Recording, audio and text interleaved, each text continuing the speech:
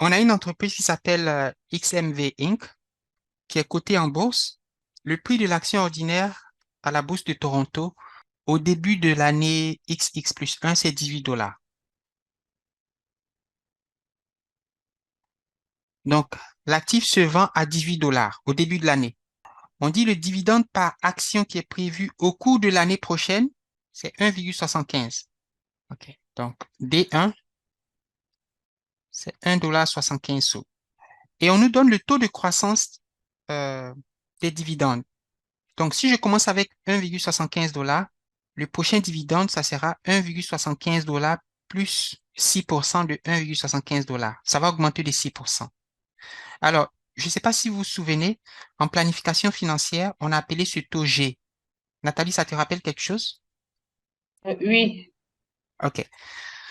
Taux de rendement des bons du trésor, on a noté RF. Taux de rendement du portefeuille du marché.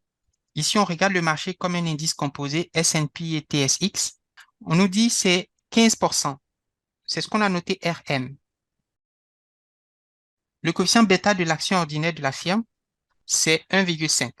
Donc, bêta égale à 1,5. On l'appelait le bêta I si vous voulez. Donc, voici les données. Est-ce que vous avez une question déjà par rapport aux informations? Je pense que la seule chose qui est nouvelle pour vous, c'est celui-là, Le G. le G. De tout ce qu'on a fait dans le chapitre 5, on n'avait pas parlé de dividendes qui croissaient à un taux géométrique.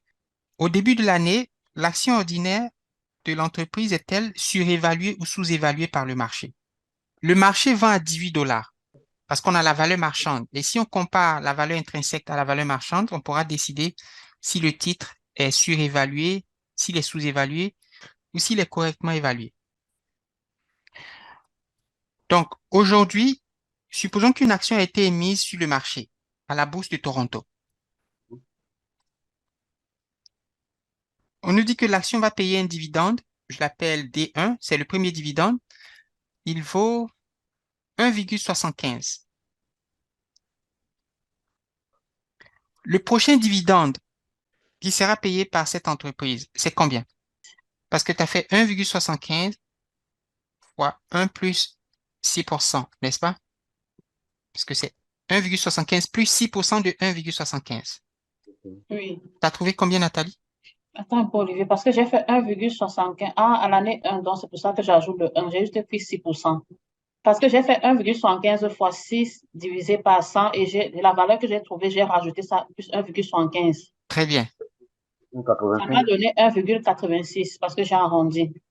Voilà, ça c'est le deuxième dividende. Et puis le troisième, Le troisième, maintenant, je prends maintenant le 1,86, je fais 6%. ou encore tu peux faire 1,75 fois 1 plus le taux G, mais au carré. Ah, OK. À chaque fois, donc il y a une formule générale. La formule générale, c'est je prends le dividende à la première année fois 1 plus le taux de croissance exposant et je fais n-1. Donc, si je suis à la deuxième année, je vais faire exposant 1 parce que ça va faire 2 moins 1. Si je suis à la première année, donc à la première année, c'est 1,75 fois 1 plus le taux exposant 0 parce que c'est 1 moins 1.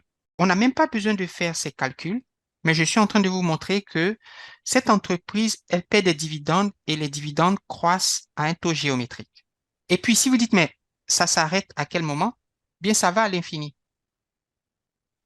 Donc, c'est à perpétuité. Quelle est la valeur présente de ces dividendes? Je fais le montant initial du dividende divisé par le taux R moins le taux de croissance. Désolé, j'ai oublié de fermer mon téléphone. OK, OK, no problem. Yes, yes, yes, thank you.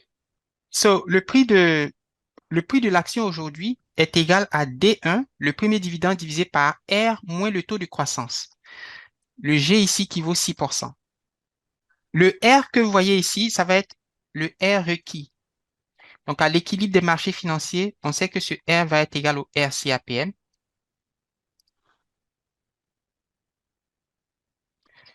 Donc, s'il nous demande de trouver la valeur intrinsèque de l'actif et qu'il nous donne le taux de croissance des dividendes, c'est cette formule qu'on va utiliser, Nathalie. Il faut l'écrire sur ton papier, sur ta feuille de formule. Une fois qu'on a cette formule, vous allez voir que la question devient facile à résoudre. Oui? Qui est égal à RF Mhm, plus bêta, mhm. facteur de R, en parenthèse, RM moins RF. Voilà. On a le RF dans la question, c'est 8%.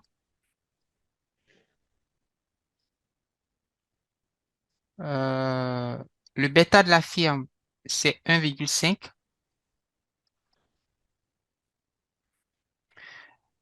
Le rendement du marché, c'est 15%. Et RF, c'est 0,08.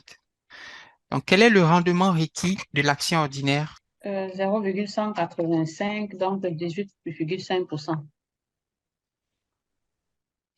J'ai calculé ce terme-là, jamais parce que il apparaît au dénominateur. Je veux calculer le P0. Le Mhm. P0, il a besoin du R. Donc, je Oui. vais calculer d'abord le R et puis je vais le remplacer ensuite dans le P0. Il dit dans la question que, où est-ce que j'ai vu ça? Action ordinaire. Pourquoi est-ce qu'il ne dit pas privilégié? C'est quoi la différence entre une action ordinaire et une action privilégiée? C'est plutôt ceux qui n'ont pas droit au dividende et Ah, qui ne votent pas. Avec attention. les autres, attends, qui ne votent pas, ceux qui ne participent pas au vote, les actions OK. privilégiées, les actions privilégiées, euh, si je ne me trompe pas. Hein. Les actionnaires privilégiés ont droit aux Les bénéfices des dividendes, entreprises. Donc, ils oui, perçoivent des dividendes. Donc, il y a des différences, mais la différence la plus importante pour vous, ce qu'il faut voir, c'est au niveau, regarde la formule. Pour une action privilégiée, les dividendes sont constants. Tu paies le même montant à perpétuité. Donc, par exemple, 1,75 $, ce serait le même montant jusqu'à la fin des temps. ça c'est pour nous. Donc, si je mets AP, le taux de croissance est égal à 0%. Les flux sont constants et c'est une perpétuité. Les actions ordinaires, les dividendes, comme tu le vois ici, peuvent varier. Et ici, il varie à un taux géométrique. Dans certains livres de finance, on appelle cette formule qui utilise le taux de croissance G, le modèle de Gordon ou quelque chose comme ça. Si tu vois action privilégiée, dis-toi que tu n'auras pas de taux de croissance ou le taux de croissance sera de 0% et par conséquent, la formule du prix sera égale à quoi, Germain? Pour une action privilégiée. Dessus R, Très bien, c'est D sur R. le jeu n'est pas là. Très bien. Mhm. Vous pouvez le mettre sur votre feuille de formule. J'ai mon rendement requis. Je peux trouver la valeur intrinsèque. C'est D1 qui fait 1,75 divisé par euh, 0, 0,185 mhm, moins 0,06, ça donne $14. fait 14 $. Maintenant, on est sur le point de décider si l'actif de l'entreprise XMV Inc. est surévalué ou sous-évalué. Le marché est en train de vendre à combien, Nathalie? À $18. À 18 $. Mhm. Il est plus petit que le 18 $, qui est la valeur marchande, n'est-ce pas? Mariam, est-ce que Oui, tu penses que cet actif est surévalué, sous-évalué ou il est correctement évalué? Le marché est en train de vendre à 18 $. oui, C'est trop élevé par rapport à ce que l'actif vaut réellement. oui. Donc, c'est surévalué ou c'est sous-évalué? C'est surévalué. Voilà, c'est surévalué. Mais si le marché surévalue, qu'est-ce que tu devrais recommander, Nathalie, à un client qui vient te voir, qui dit, Nathalie, écoute, tu as étudié à l'Université du Québec. Si j'ai un portefeuille qui comporte cet actif, est-ce que je le vends ou au contraire, faut-il que j'achète encore plus d'actions de cette firme? Non, je vais vendre mon actif parce qu'il coûte cher. C'est ça. Si tu le vends aujourd'hui, disons, à 18 $ et que après les marchés financiers rétablissent l'équilibre, ils passent de 18 $ à, disons, 10 $, tu as fait combien de dollars de profit? 8. 8 $. So, on va vendre l'actif. Donc, comment Ah, tu comprends ces informations, Germain? qu'est-ce que le texte essaie de te dire? On va avoir un nouveau bêta. au niveau de ça. Il va Et valoir combien ce nouveau bêta? on doit le calculer. Parce que là, D'accord. j'ai dû diminuer son coefficient de bêta de 20%. On veut le diminuer de 20%. Il était Par à rapport, 1,5. par rapport à son niveau actuel. Mhm. Et son niveau actuel, il est à combien? Est-ce qu'on l'a? 1,5. Il restait 1,2. Euh, de faire Donc, passer, de faire passer 6 à 8% le taux de croissance. mais si tu fais 1,5 moins 20% de 1,5, ça fait combien? 1,2. Nathalie a trouvé 1,2. Est-ce que tout le monde est d'accord? Donc, tu vois que, Nathalie, le risque a diminué, hein, Mhm. parce que le bêta, c'est le risque systématique. Donc, l'entreprise a diminué son bêta. Et puis, le G est passé de 6% à 8%. Donc, on a un nouveau G. Il a augmenté. C'est bon pour les actionnaires.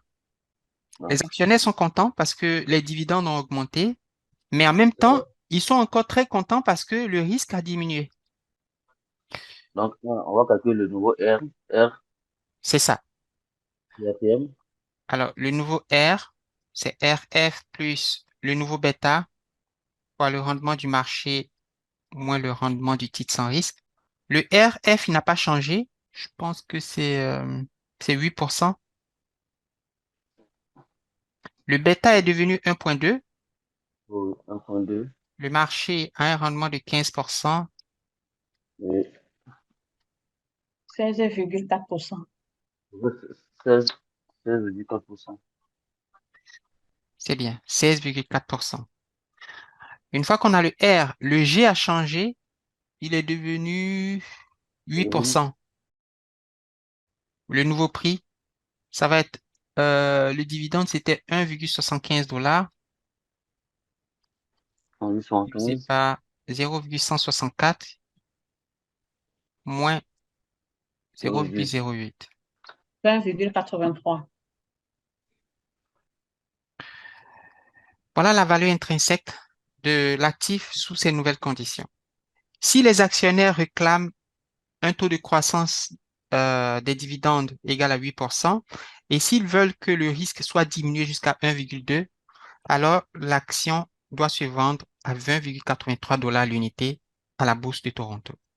Essayez, si vous avez le temps, hein, essayez de faire le 8 et le 9, où on pourra le regarder peut-être en révision. Mariam, Mhm. ça va? Oui, ça va.